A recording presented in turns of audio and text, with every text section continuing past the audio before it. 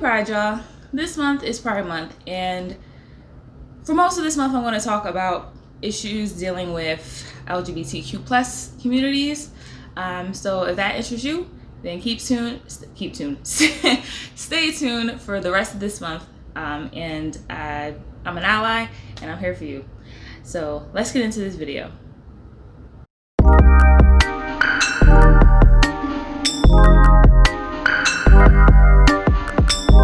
What's up, YouTube? How you feeling? How you living? What's good? It's your girl Francine. Today is Friday, which means Fact Friday. We get into the straight facts about what's really going on. Two things that I want to address. Number one, sorry I didn't make a video on Monday. For all those who are actually looking forward to it, thank you so much for your support on Facebook and Instagram, saying I understand, because right now my mental health is a little bit better, but before, with everything going on between COVID-19 and being in this house for 3 months and everything going on, if you don't know what I'm talking about, what rock do you live under? With everything going on, my mental health was just getting torn up. And it's so ironic that last month was Mental Health Awareness Month, and then afterwards my mental health was going crazy. So that's number one. Number two, I still sound kind of sick. If you follow me on Instagram, then you know that went from having extreme mental health issues to then getting sick. So I still kind of sound nasally, still kind of sound like I swallowed a box of rocks. So I apologize if I sound like crap in this video, but I waited until Friday to make this video to see maybe I'll feel better, and not really. So here we are. I'm so sorry. You have to listen to me sound like this. I really wish I knew how to do text to speak on these videos so you wouldn't have to listen to me, but we're gonna pie through it, y'all. Now, like I said in the beginning of this video, it is Pride Month, and Pride Month is the time that we acknowledge LGBTQ plus individuals. We acknowledge their history and how they got to where they are today, with gay marriage being legalized finally in 2015. We're going to talk about that this month. Don't Ask, Don't Tell being repealed. And then y'all got your man Donald Trump coming in here trying to ban transgender people from being in the military. So we aren't always progressive. We're going to talk about that too. Today, I actually was going to talk about this topic later in the month because it did happen in June. It happened June 28th. But I think that it's so prevalent right now that I can't not talk about it right now, and that is the Stonewall Riots. Now, if you don't know why that is relevant right now, where have you been, sis? Because we've been rioting, okay? And this, I want to talk about this now because I want y'all to realize, sometimes riots escalate things to be a little bit better. Now, I'm not saying I condone violence. I'm not saying I condone riots, but I am saying that there's time and time again in history, and tomorrow we're going to talk about other times in history where rioting has at least advanced the narrative. So let's talk about the Stonewall Riots. Okay, now let's look at what happened and what actually led to the Stonewall Riots in the first place. So I've talked about this before, but there has been multiple laws against LGBTQ plus communities in this country, dating back from the initiation of this country. And in New York, they were very, very rapidly, I don't think that's the word I want to use. They were very, very commonly enforcing these strict laws and kind of tearing down different bars that gay people were going to, and, arresting people on the streets who were, transgendered or who were openly gay. And at the time, there was kind of this upset already rising in the community, and that people were kind of over it. But the Stonewall Inn was in Greenwich Village in New York, and they were a place where people can go to kind of communicate, to congregate, to party, have a good time, because they were a privately owned bar, and they weren't really, I don't want to say this, but openly, flashily being a gay bar. They were privately owned, and you couldn't really tell from the signage that they had outside. So, New York Police, NYPD, gotta love them, found out this was a gay bar, and they decided to raid the place on actually June 24th, 1969, the first time they went. And they came in and they arrested people, and they got people out of the place and arrested them under really crappy LGBTQ plus laws.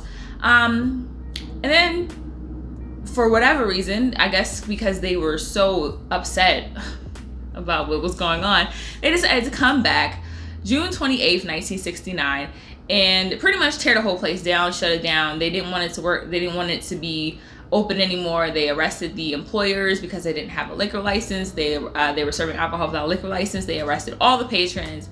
And at this point, people were fed up. Like, people were done because they were being harassed by cops on a regular basis. People were getting arrested on a regular basis. People were getting harassed on a regular basis by police. And so they were over it. So at one point, they were arresting 2 transgender women, Marsha Johnson and Sylvia Rivera, and they resisted arrest and they started throwing bottles at the cops. And that's what kind of ignited the riots.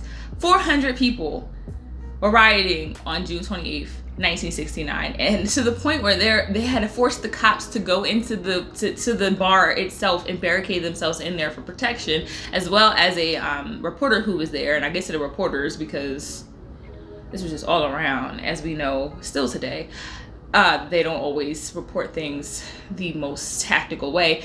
But the reporters and the cops, they barricaded themselves in the bar, and some people even started burning the bar up with them in it.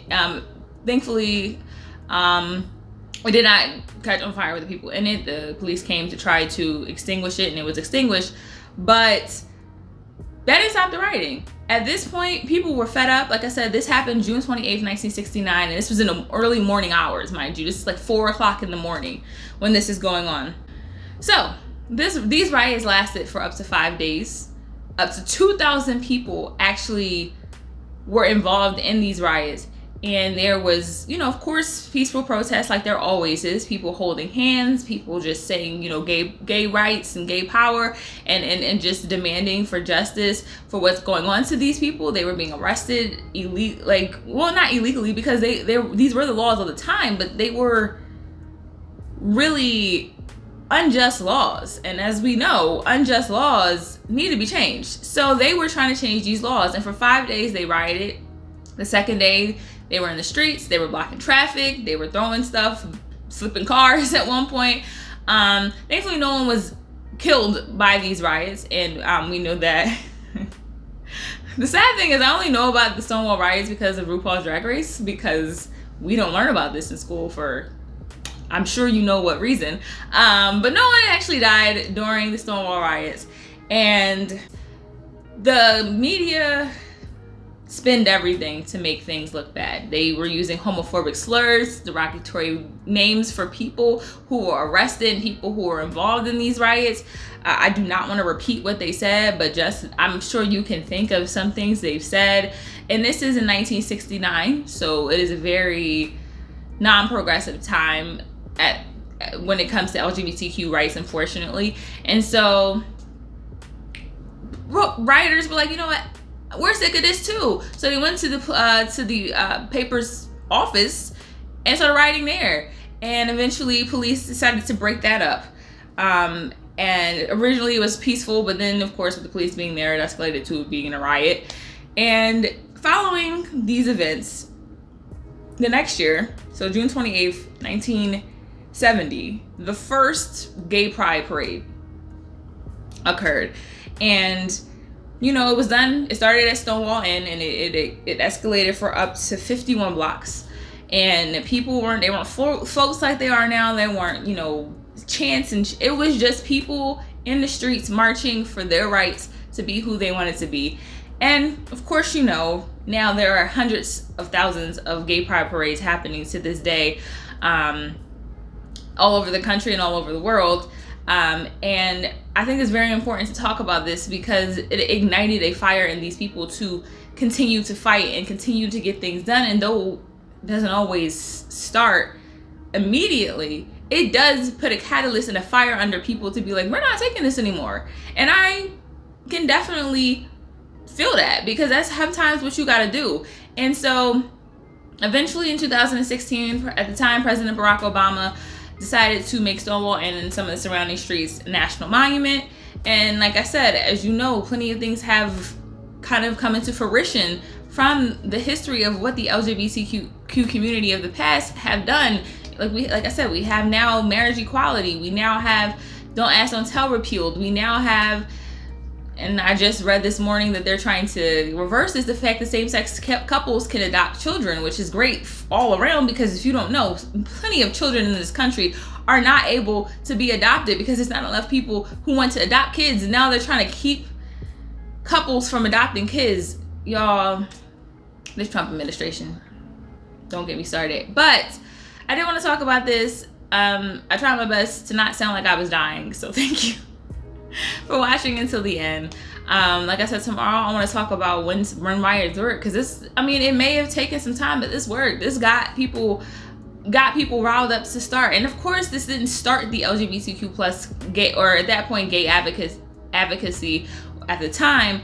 It was going on even before this, but this really resonated in history that this is we're not taking it anymore.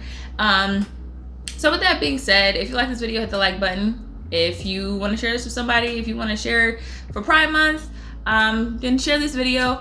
And like I said, I'll see y'all tomorrow, and hopefully I don't sound like crap then. Bye.